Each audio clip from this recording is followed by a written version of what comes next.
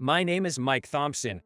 I have elderly parents, but they are not my biological parents. My real parents passed away in a car accident when I was very young. With no relatives to turn to, I was placed in a foster care facility where I lived until I was 5. Although I felt lonely without a mom and dad, I was happy to have delicious food. Those were moments of sheer joy and my only pleasure. One day, a sophisticated elderly couple visited the facility. I have a vague memory of them watching me eat meals with their radiant smiles. They had such kind smiles. After a while, this couple, the Thompsons, decided to adopt me. I quickly opened up to them, calling them Grandpa and Grandma. Grandpa and Grandma grew vegetables in a small garden and sold them at the local farmer's market. The leftovers from the market, or the imperfect ones that couldn't be sold, would always end up on our dinner table. I love Grandma's pickled cucumbers and Grandpa's potato soup. Be grateful for the food. That was Grandpa's favorite saying. There are many people who are struggling with no food to eat every day. We must be thankful for each meal. Mike, I hope you grow up to be someone who can help those who are hungry and struggling. Got it. I nodded gravely, and Grandpa smiled gently. His teachings are deeply imprinted in my heart. Our life was never luxurious, but I was very happy growing up filled with lots of love.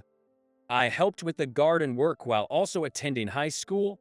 After graduation, I planned to get a job to support our household, but Grandpa said, "Don't worry about the money, do what you want to do." I think Grandpa understood what I wanted to do. I wanted to do a job that could help people in the future. But at that time, I didn't have enough knowledge of what to do for that and didn't even know where to start. So, I wanted to go to college and learn about social work, economics, logistics, and much more. For times like this, Grandpa said as he handed me a bank book. The account was in my name, Mike Thompson. He had been saving money for me to go to college. I couldn't hold back my tears at Grandpa's thoughtfulness. Since then, I studied hard and was able to get into the college I wanted. I was happy, but also felt guilty for putting a burden on Grandpa and Grandma. I had never seen them indulging in any luxuries. They always put me first, before themselves. Once I start working, I vowed to repay them in a big way. With that in mind, I threw myself into my studies. 4 years have passed since then. This spring, I graduated from college and got a job at a food company called Impress Foods. Impress Foods not only manufactures and sells food, but also focuses on social welfare through food. I learned this from Grandpa. One of his friends works at Impress Foods, and he happened to hear about it. maybe the job you want to do is here, said Grandpa. As a member of the sales department, I threw myself into everything from copying documents, inputting data, to handling phone calls. I arrived at work earlier than anyone else and thoroughly read documents to learn about our products. Sometimes I would accompany senior sales staff on their rounds. I wanted to learn the job quickly and become a full-fledged member of society. However, there was one person who didn't think well of me. It was Director Johnson, the head of the sales department. Director Johnson, who is also a member of the board of directors, is a powerful executive within the company. There were rumors that he was tough on people who didn't help him to get promoted, especially newcomers.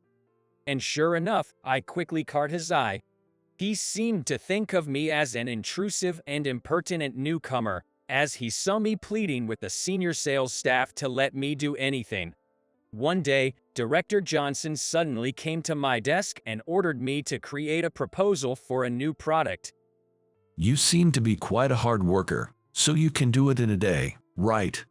Well, that might be a bit. What? You're new here and talking back. I'm sorry. Unable to resist, I compiled as many ideas as I could and managed to create the proposal and submitted it to Director Johnson. It was a stir-fry vegetable sauce, inspired by the cooking of my grandma. Director Johnson skimmed through it and then pushed the proposal back at me, laughing disdainfully, and said, "Who would buy something like this?" Our customers are looking for something more luxurious. We don't need such cheap stuff. Have you ever eaten anything nice? "I'm sorry, I'm not very familiar with high-end items. Could you please give me some more feedback on what needs to be improved?" Think for yourself. Well, maybe that's too much for you, having grown up in a Po family. Haha. I apologize. This kind of thing continued daily. To be honest, it was hard to go to the office. But I absolutely could not quit because I had a reason to stay on. I had a dream to take my grandpa and grandma to a fancy restaurant with my first paycheck. I'm sure the two of them have never been to a high-end place. I don't think they've eaten out much at all. To raise me, they must have sacrificed a lot. I wanted to let them indulge, at least once. I wanted to let them meet their fill of an astonishingly delicious feast.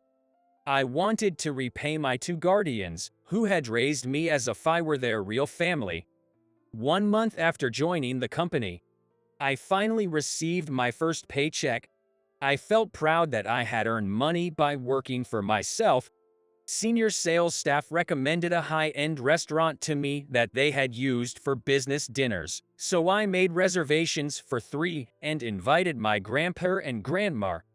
The two of them, who thought we were going to a nearby diner, were surprised when I tried to take them into the fancy restaurant. Are we going inside such an upscale place? Grandma seemed a little confused. I got my first paycheck. It's money I earned as a working adult. I've always dreamed of treating you two. Grandma had tears in her eyes. Let's enjoy this feast, given Mike's heartfelt gesture. No need to hold back. Grandpa said happily, as we nervously entered the high-end restaurant for the first time. We heard a familiar voice from a room in the back. The sliding door of the room opened and Director Johnson came out. "Director Johnson, good evening." Instinctively, I bowed deeply.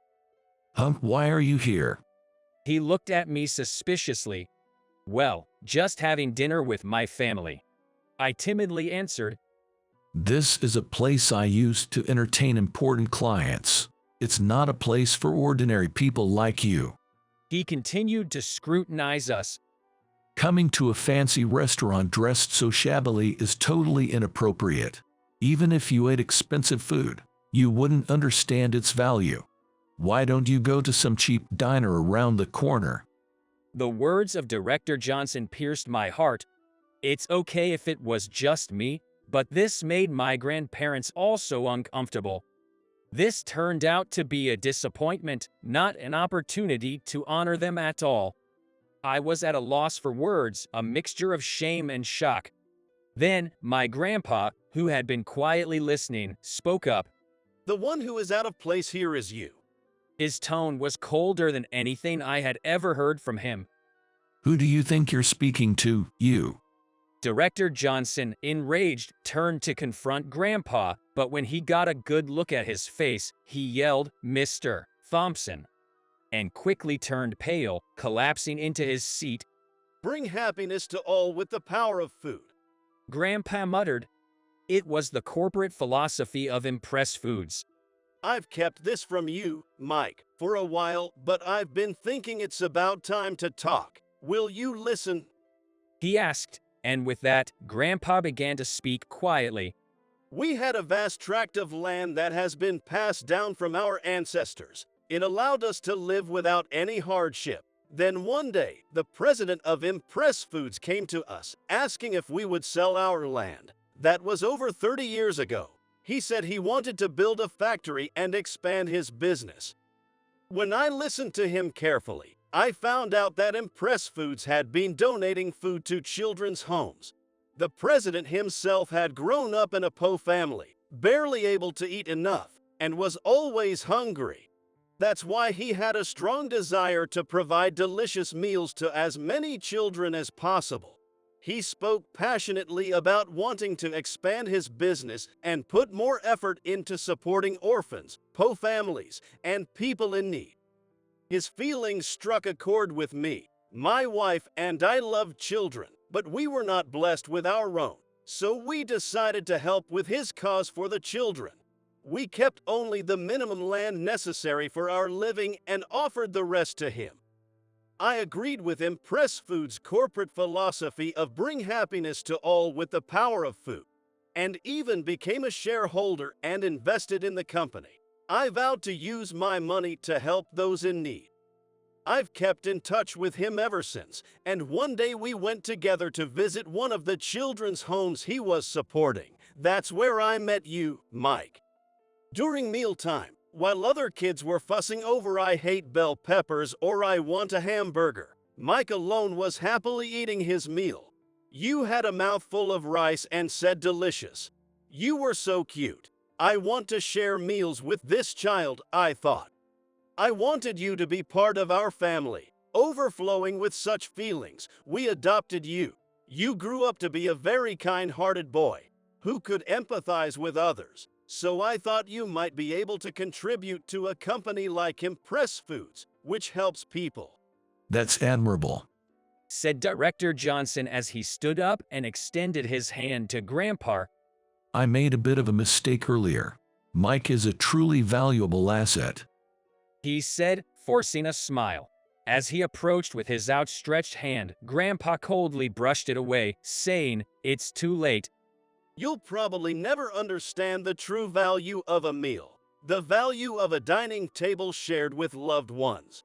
Impress Foods is a company that rescues people in need through the power of food. You are not worthy of being associated with Impress Foods. It was the first time I had seen Grandpa raise his voice.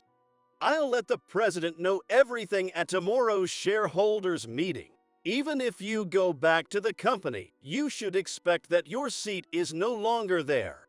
Director Johnson trembled and fled the scene. That day, we, the family of 3, enjoyed a delicious feast. While eating, they shared with me many stories that I hadn't known before.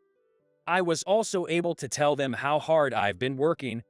Do you think I've been able to repay you two a little bit? Of course. Just seeing you grow up and dedicate yourself to your job as a respectable working adult is more than enough payback, Grandpa said with a happy look. Today's meal is one we'll never forget, Grandma said, thoroughly enjoying our family time. I feel like the bond within our family has deepened much more than before. The following day, there was no sign of Director Johnson at the company. He seemed to have gone into hiding, presumably for fear that his history of workplace bullying would be exposed. In fact, complaints were lodged by several new hires and disgruntled employees who had also been subject to Director Johnson's bullying, leading the board of directors to decide on his dismissal. The person who stepped into the role of the new head of sales was the senior sales staff who had recommended the fancy restaurant to me.